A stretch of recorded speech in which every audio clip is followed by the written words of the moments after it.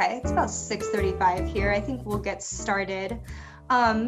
To everyone who has joined between now and my last welcome, if you guys are here in the right place.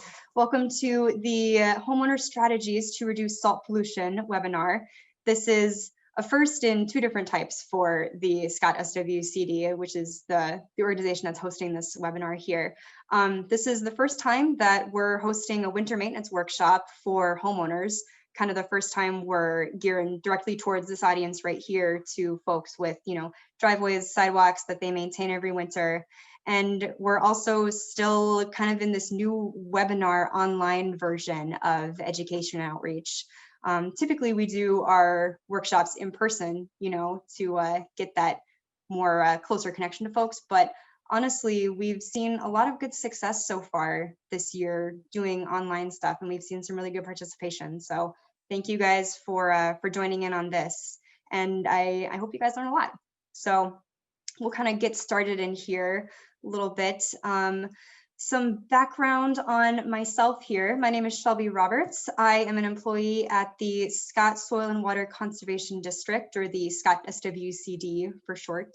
I'm the education and outreach specialist there, and kind of my primary job functions are to, provide education to any number of audiences that we cater towards here in Scott County, which is everyone from homeowners to farmers to lakeshore residents, people young and old. We do a lot of really fantastic initiatives for youth education, all on the topic of conservation. Kind of our main mission at the SWCD is to support and conserve our county's natural resources.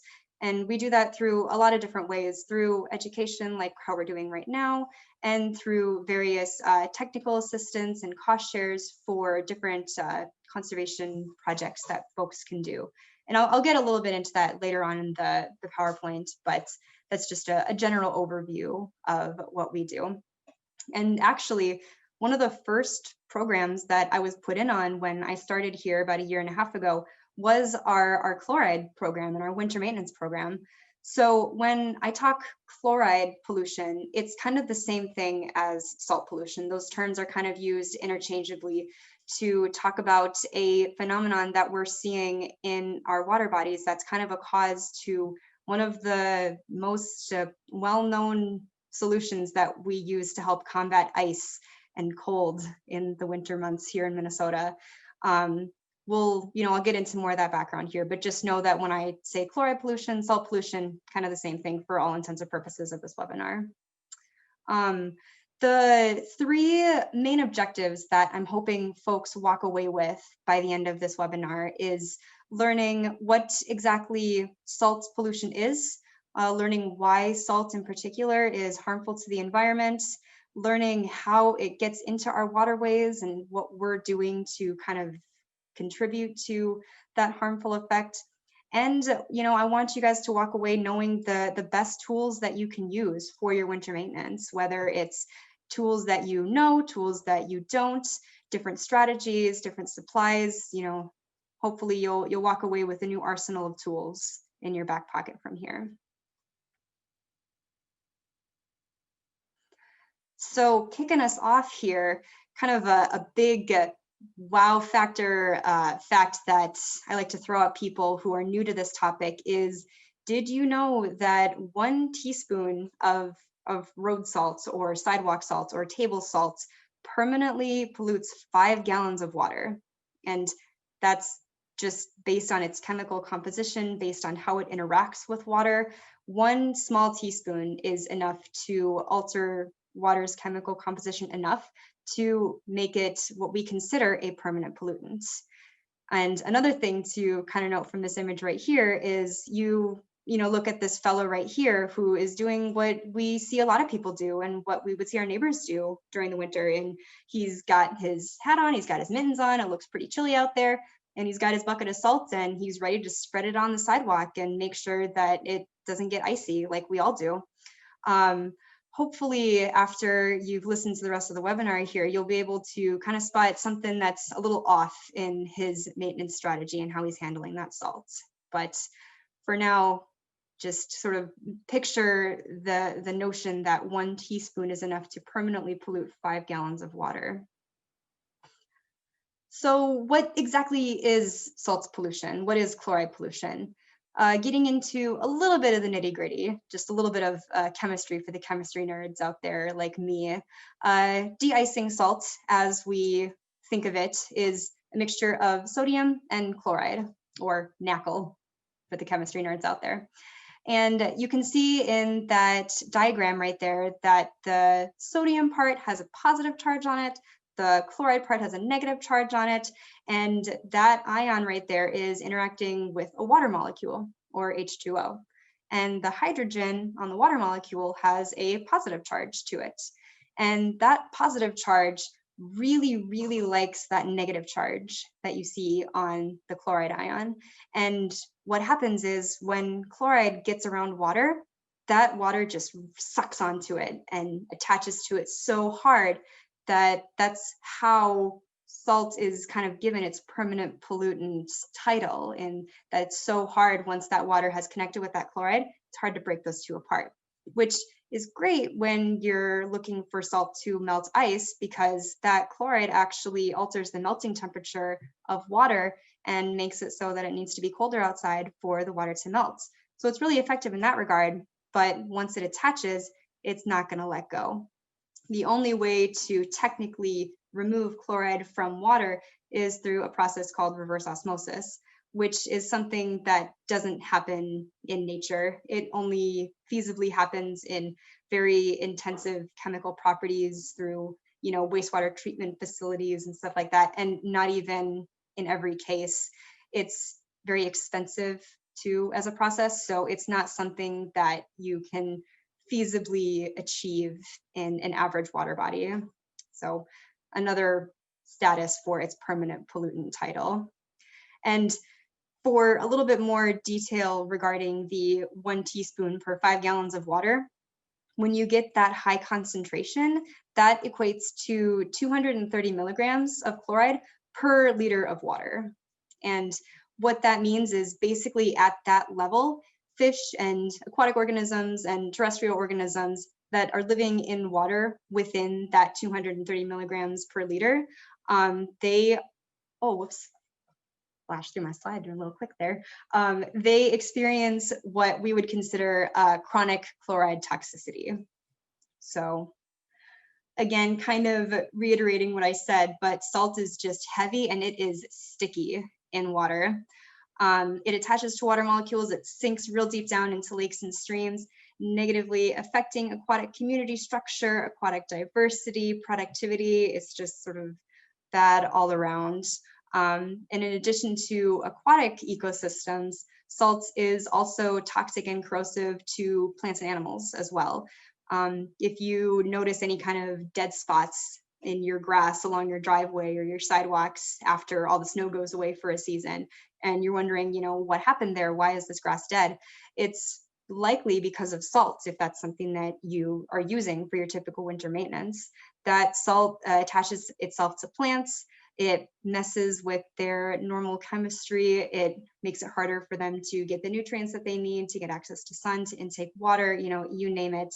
And for our furry friends, same kind of deal. It's pretty corrosive and irritating to pet paws, and it can even cause, stomach issues and stomach aches to pets that either lick that salt or eat it up and, get that ingested into their body as well.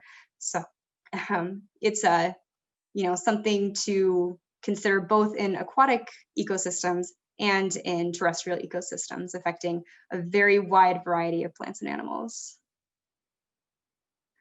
So on the more industrial side of things, salt is also highly corrosive to roads and to sidewalks and cars and machinery.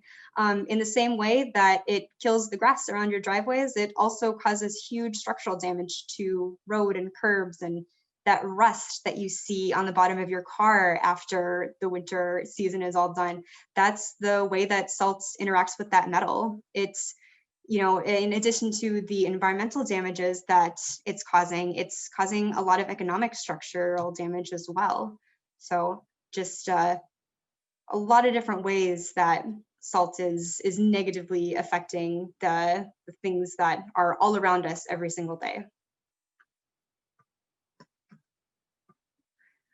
So, you know, we are learning now that salt is bad in a myriad of different ways. So what about salt pollution right here in Scott County? Scott County, within its borders, we already have 3 different water bodies that are considered impaired for chloride. Those water bodies include Sand Creek, Credit River, and Raven Stream. And while they're, you know, only look in this map to be small red lines in the wide area that Scott County is, think about the water systems that are putting water into those streams, and think about where those streams are going after they're done flowing through their boundaries. All 3 of these water bodies here flow directly into the Minnesota River. And the Minnesota River flows directly into the Mississippi River, which flows all the way down to the Gulf of Mexico. So we here in Minnesota and, you know, all across the kind of northern parts of the Mississippi River system, we've got a unique position for our water bodies. We have to try and do our very best to protect what we have here, because whatever we are dumping into our water up here, that's just going to keep flowing, and it's going to compound and grow as it flows down, and it affects more than just us in the long run. So in addition to those 3 water bodies, we also at the Scott SWCD recently did a water quality assessment in Eagle Creek. We took various types of water quality samples in the 2018 and 2019 winter, which in 2020 time seems like it was, you know, 10 years ago, but in reality it was, you know, just last winter. Couple reasons that we did that. Eagle Creek is technically classified as a trout stream, which, you know, just carries a whole litany of importance and means of protecting it, making sure that those trout, which like many aquatic organisms require very, very small parameters to be comfortable in. You know, how we humans are comfortable with kind of like a wide range of temperatures, like, oh, anywhere from 62 degrees to like, you know, 75. We're like, oh yeah, that's pretty good. Fish have a much narrower range of, you know, any type of environmental condition that they work best in. So chlorides can really cause havoc on such sensitive ecosystems like that. Another couple reasons that we chose Eagle Creek specifically, over 67% of that stream is around development, whether that means houses, whether that means schools, parks, businesses. Over half of the stream is directly connected to some type of human development or human influence. And along with that, there's a huge percentage of road density around Eagle Creek, about 18%, which doesn't sound like a whole bunch, but the more road density you have, the higher chance you have for runoff to affect stream conditions. You know, if water from your driveway is going straight from the driveway into the storm drain, it doesn't have a chance to filter anything like it would if it was in like a prairie or a fen or something like that. So that increased runoff potential just means higher concentrations for any pollutant, not just chloride. So, and then one last thing, like the other streams that we were talking about, Eagle Creek also connects to the Minnesota River, which again goes to the Mississippi, goes to the Gulf of Mexico. The chain reaction continues. Eagle Creek also has a couple stormwater ponds that are connected to it that house local waterfowl, local plant life, all things, same thing as trout, that need to be protected. So we spent the 2018 and 2019 winter season collecting different water samples at different times for different cases. And this is just one of the graphics that was in that study to kind of show a little bit of the parameters that we were working in. If you look at this map right here, you can kind of see a little bit of the path that chloride could take. For example, if you're thinking, you know, if you picture someone sprinkling salt on their driveway at their house, it flows it goes through that same path that those brown triangles take in this map. It flows from your driveway down the street into your storm drain. And like I said before, it doesn't filter at all. That water goes straight from the storm drain into the stormwater ponds that you see there. There's a couple of them on that map. There's one kind of in the bottom half of that image, and then one other system over by Schroeder's Park, a little bit north in that image. So that water flows straight from your storm drain into the stormwater pond, and then through a couple different outlets into Eagle Creek, straight into Eagle Creek. Again, no extra treatment, no filtration happening between those two spots right there. And those outlets are highlighted through those green arrows right there. With that in mind, the study that we did between that winter season, taking, samples in warmer weather, taking samples from cold weather, taking samples from runoff events as the snow was melting and really flowing down those storm drains, we did see significant increases in chloride concentrations during those runoff events. And the study did show that residential salt use was a contributing factor to elevated chloride levels in Eagle Creek. They were not at that sort of 230 milligrams per liter level that we see in the other impaired streams within Scott County, but we want to make sure that that doesn't happen, because as soon as it does, like I said before, salt is that permanent pollutant. It's not going to decrease once it's become impaired, once it's on that list. So the more we can kind of keep an eye on Eagle Creek here, the more we can figure out where exactly those chlorides are coming in, how they're getting there, how much is getting in there, and just keep doing our very, very best to protect it. So with all that in mind, and kind of getting a little bit of the background with the chemical structure of chloride, understanding what it does with the environment, what can we do? How can we stop this pollutant from getting worse? How can we prevent it from impairing water bodies that have never seen it before? The best maintenance strategy, and if you take nothing away from this webinar, I hope you take this away. Best maintenance strategy for it is just to shovel.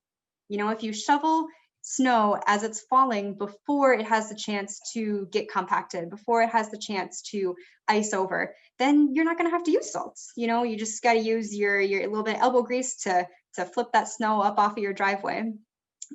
Best strategy for this is to shovel as soon as you can after snowfall. That was going to prevent any kind of ice from melting. It's going to prevent compaction from your car driving over your walkway or anything like that. I'll get into some of the best tools that you can use for shoveling in a bit, but know that you can use, a variety of different types of shovels. You got your brooms, you got your wide angle ones, you got your big scoop shovels, you got a whole bunch of different things. But, in this case, for this webinar here, let's say you do have ice on your property. You are having to, deal with some compaction. What are you going to do if you do have to spread salt? What you can do is kind of this image right here. This is kind of the ideal spread pattern that we hope to see on driveways and sidewalks. This right here shows a good example of kind of your big and your small salt kernels that you would get from, buying your bag of salt at your hardware store. The best thing to do is to try and keep those salt kernels about 3 inches apart from each other. And, as you can see in this picture right here, you have some smaller kernels that are definitely closer to each other than that. It doesn't need to, you don't need to get a ruler out there and exactly measure everything to be 3 inches apart. But with those big kernels like that, if you can picture it, that salt kernel has a radius that it will melt salt for. And that radius is going to stay the same regarding that size, no matter what. And if you have a large kernel of salt and then you put another kernel right next to it, that radius isn't going to change. The one right next to it isn't going to make that radius magically bigger. It's just going to overlap. So the one that you put right next to the bigger kernel, it's effectively useless, but it's still on the pavement. So it's still contributing to pollution. So keeping that salt spread within that 3-inch radius is going to ensure that you have the most amount of salt spread with the maximum amount of efficiency around it. So keep this in mind as we continue forward talking about other different maintenance strategies for the winter. So to spare folks having to watch a video that's blurry and maybe a little bit laggy to help save like bandwidth that we have on our Zoom webinar here, I'm just gonna plug this video right here and we'll talk through some of the highlights for it, but I will put the link for this YouTube video in the chat after I'm done talking here. And I highly recommend folks watching this. It's a video from the Mississippi Watershed Management Organization, and it's a really fantastic overview for homeowners in all types of winter maintenance. It goes through a bunch of stuff.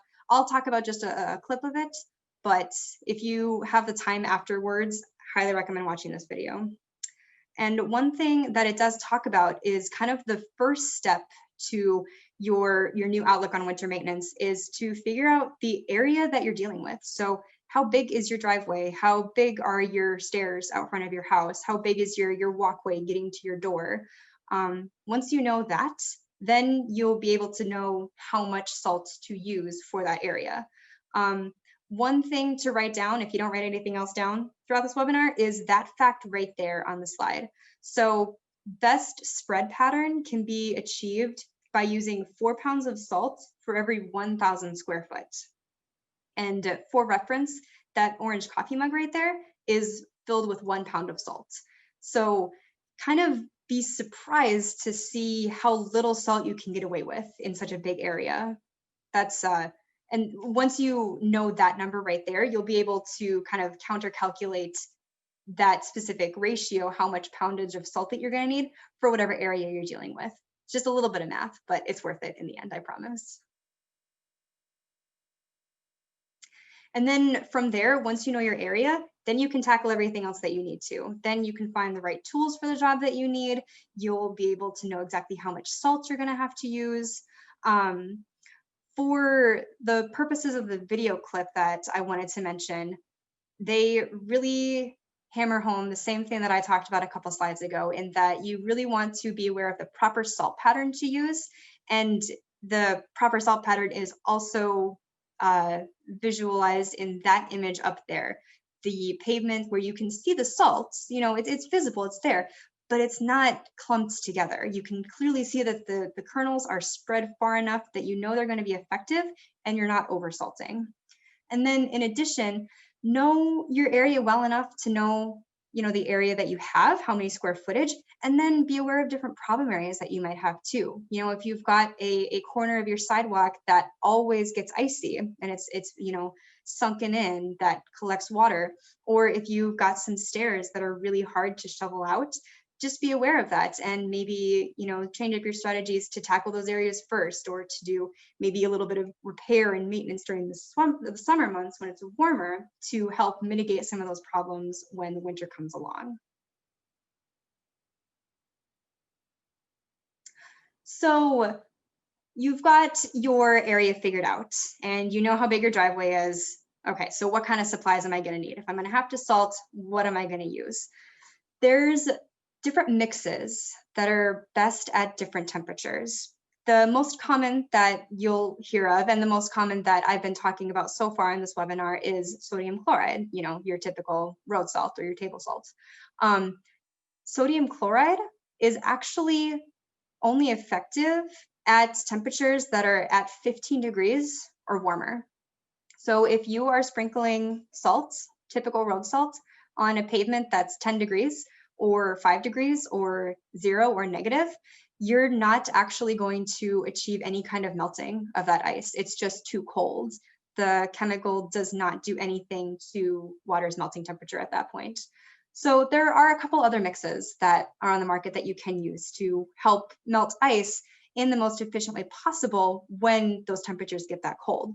And there are things, you know, kind of as listed here. There's magnesium chloride, there's calcium chloride, there's a potassium mixture down there. But notice too that these mixtures, while they do have different melting temperatures, you know, you can melt ice at from anywhere to negative 20 degrees if you use calcium chloride. They still contain chloride. So it's important to know that when you're spreading these alternative mixes, they will be most effective at the temperatures that they're designated at, but be aware to still keep in mind that same spread pattern and to know that you are still spreading chloride on pavements. But if you use these alternative mixes at the temperatures that they're designated for, you can be assured that your product is going to be effective and safe and the best possible outcome for the environment. So once again, though, I do want to just reiterate that the best alternative is shoveling. So as effective as these chemicals can be, what we really want people to do first is to kind of change that mentality that you need the chemicals to help manage your sidewalks and your driveways, and know that you can achieve the exact same efficiency and maybe even greater efficiency if you shovel right away and if you use those kind of tactics first. So let's talk about the right tools for the job for you. So kind of a couple different tools that you see right here on the screen are, you got your good old trusty wide shovel that's good for pushing snow out of the way. You got your broom that's really good for the light brushings of stuff. You have your ice chipper or your scraper for ice that is already formed in those areas. You can use that to kind of chip that away and then use your shovel to actually push it out without having to use any kind of salt to melt it. And then you got your big wide brimmed shovel to get that real big heavy snowfall that loves to come in Minnesota and just flip that over. So you got a lot of different options, and this is just 4 of them. I mean, if you Google shovel, you'll see a bunch of different types, some that are ergonomic, some that are best for certain conditions. You'll know your property best, and you'll know based on like your slope, your area, your bushes, your landscaping, whatever you need, you will find the shovel that's right for you. And then a couple different tools for spreading salt when you do have to. The first guy that you see right there on the right is a salt shaker, which is kind of something that I didn't know you could actually use before I started at this position here. But of course, I mean, why not? You have a shaker and, table salt for your food. Why not for road salt too? This guy right here will allow you to get much more precise salt spreading in very tight knit areas like stairs or like sideways, where if you had a wider brimmed salt spreader, it could get into your bushes and kill your grass, which, you don't want that. And then you have the 2 different salt spreaders, which are pretty common to see and actually very, very easy to use. So once you know the area that you're dealing with and the amount of salt that you need for that area, it's easy enough just to take that, excuse me, that coffee cup full of salt, just dump it right into your salt spreader and just walk and spread. Those spreaders are really fantastic at getting you the proper spread pattern without clumping. If you just take a mug and you just sprinkle it yourself, it's harder to get them to actually spread out. Whereas with these devices right here, you can get that even spread without having to worry about it so much. And then one other salt alternative that's worth mentioning is sand. Sand can be a fantastic traction for your sidewalks. So if you do have areas that have become compacted with snow and ice and you're not getting any kind of success with salt and you're not able to effectively remove it in time with any kind of salt scraper or any kind of snow scraper, excuse me, or shovel or broom or anything like that, sand is a really good way to maintain safety and not have to use chemicals in there. So a couple different pros and cons on that list there. Sand obviously doesn't have the same chemical properties that salt does, so it's not corrosive. It doesn't contribute to the same type of pollution that chloride does. And like I said, it's great for traction. The one thing to note though is that sand does not actually have any kind of melting capabilities. So once it's done, once it's had its use and the snow melts from that area, it's important to know to sweep that up afterwards and get it off of your sidewalk and get it before it flows into the storm drains. Because once it gets there, it can cause buildup, it can exceed, or it can cause excess runoff into water systems. So best practice is to sweep up that sand as soon as it's done and just put it in a bucket, save it for next year. Sand doesn't go bad. You can use that for as often as you have it. It's fantastic. So that's kind of a rapid fire overview of some different maintenance strategies that you can do for winter alternatives to salting. I'm just very quickly, I plugged this a little bit earlier, but I'm just going to go over a little bit of an overview for the different services that the Scott SWCD has.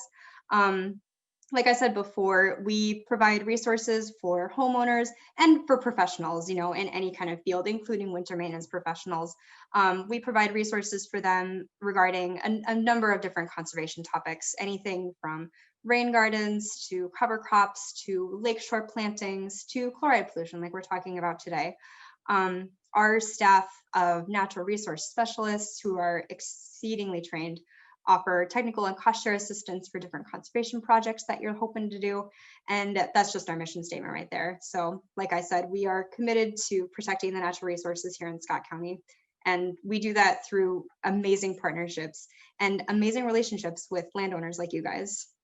Scott County is a pretty remarkable place. I've only been here for about 1.5 years working here, but the dedication and the awareness that I've seen in residents is unlike anything else that I've ever seen in my career.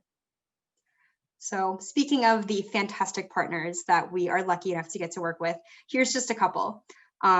Local watershed districts that are right within Scott County borders include the Prior Lake Spring Lake Watershed District, the Vermilion River Watershed District, Lower Minnesota is the top portion of Scott County here. These are just a couple of the amazing partners and the amazing resources that we get to tap into to be able to talk about the things that we're talking about today. And then the direct partner for this webinar here is the Scott Watershed Management Organization, who has the same borders that we do and also offer fantastic conservation resources for folks in Scott County.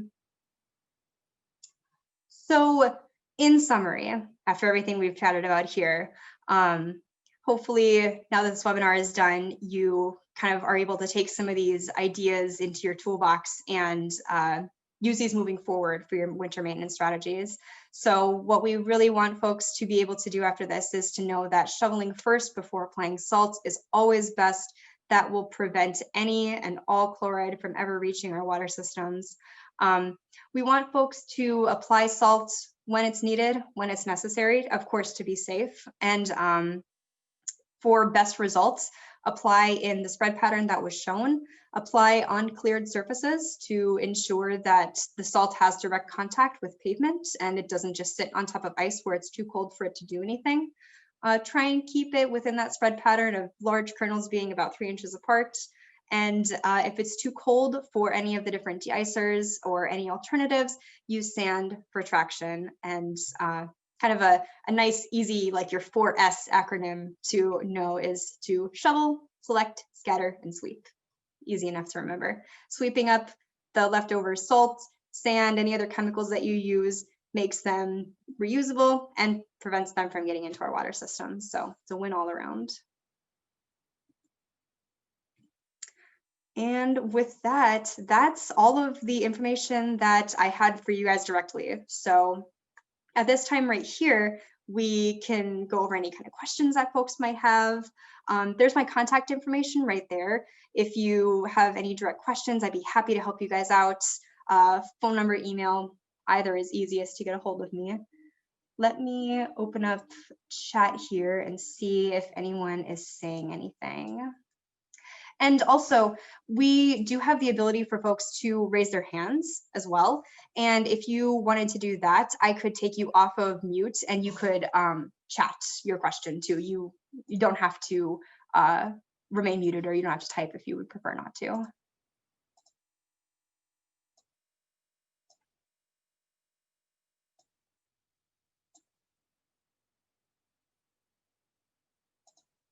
All right. First question I'm seeing here, is salt toxic to fish or just causes the syndromes that you described? Yes, salt is considered toxic to fish. It alters with their anatomy and it alters with just the way that they're able to process the various, environments around them, that it inhibits their ability to function in the way that many other toxins do. It doesn't affect human health in the same way. You know, humans are not as susceptible to chloride and to salts in the way that aquatic animals are. So this is, you know, kind of a more hot topic for fish for sure. Another question, besides sand, are there other non-salt options? I've heard of non-salt options being used on roads. Yeah, that's a good point. There's a kind of new, I actually don't know how new it is. It's been around for a couple years, but if you ever see those lines on highways right before a storm is supposed, you know, to come, those are called brine lines or salt brine mixtures. And it's a mixture that does contain salts in it, but it's at a lower concentration. And what it is it's a liquid-based application. So what you're able to do is you're able to get a lot more contact on that pavement. And when the road is kind of like pre-treated with that brine solution, it just, it allows for folks to have to use less salt after the storm has passed, after it has snowed a considerable amount. That isn't technically a non-salt option. It still does, like I said, contain chlorides in it, but at a lower percentage. And as far as I know, it's not something that you would typically be able to find like at a Home Depot or at your local hardware store or anything like that. It is mostly used by winter maintenance professionals as a pre-treatment before large storms to help cover highways and keep those safe for folks. Paula Johnson says, what about corn salt? Is that safer from other salt alternatives? Paula, that's a fantastic question. I actually have not heard of corn salt before. I'm gonna have to look that up later. Yeah, in my research, I must admit, I haven't heard of corn salt before. If it contains chlorides, I would say it probably would have melting effects like, you know, other chloride solutions do, but it might have it at a different concentration and it might work at different temperatures than road salt does. So if that is something that you know of, I would recommend looking up kind of the specifications of it and figuring out what temperatures it's most effective at and what it's actually composed of.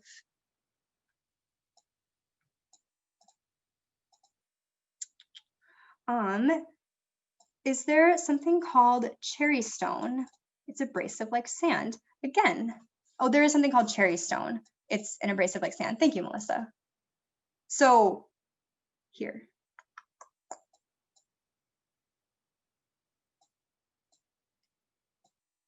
That would be another alternative for folks to look into, something called cherry stone. I wonder if there's a way for me to make answers available for everyone. So I have made an option for panelists to chat with everyone. I wonder if I can make it so that attendees are able to chat with everyone too. Thank you guys for bearing with me as we figure out the nuances of Zoom. Another question here, does salt ever cause fish kills such as we've seen on Spring Lake? That is a good question. And actually, so within the attendee pool here, I do have one of our partners from the Scott Watershed Management Organization, Melissa.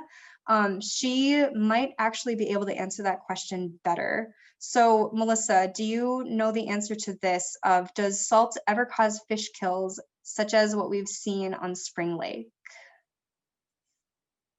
And in that meantime, we've got a couple guys from the Q&A as well. Oh, Melissa just answered there. She says, not that we know of. So as far as we know, salt has not caused massive fish kills in Spring Lake.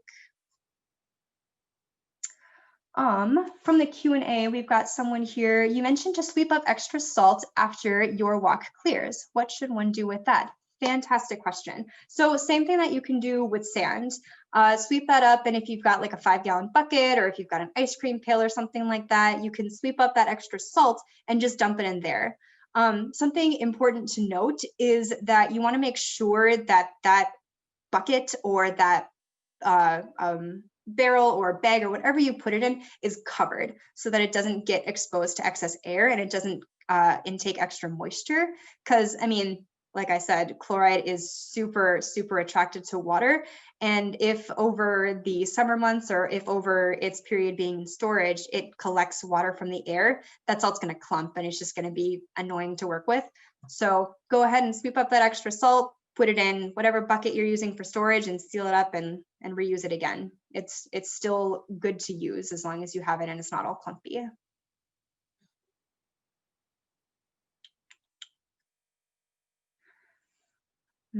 Another person asks, the road salt glaciers, I like that term. I've never heard that before, but I know exactly what you're talking about. The road salt glaciers that fall off your car and in the driveway, what's the best thing to do with them? Yeah, that's a good question. The best thing to do with those guys, because there's really nothing that we can do to prevent those from happening on our car, is just to deal with them as soon as you see them starting to build up. Don't let it get to the point where you are rubbing your wheel against those little salt glaciers on there. Just pick at them and try your best to keep them off of your car. And when you do have those kinds of buildups, then try and spread them out as much as you can and just sweep them up into your driveway, into the rest of the snow that you shovel away.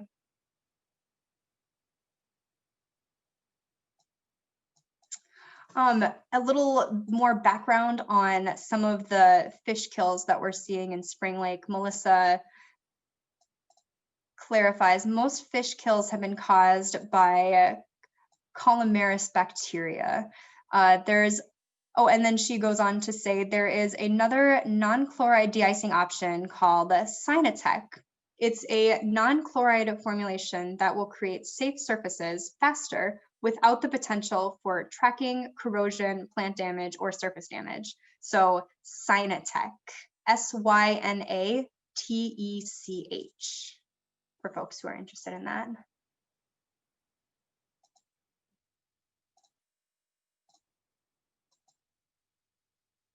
Thank you for all your questions, guys. These are fantastic.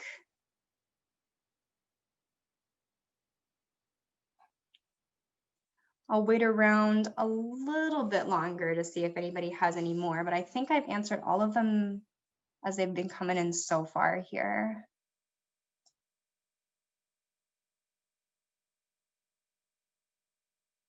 Oh, Maureen, thank you.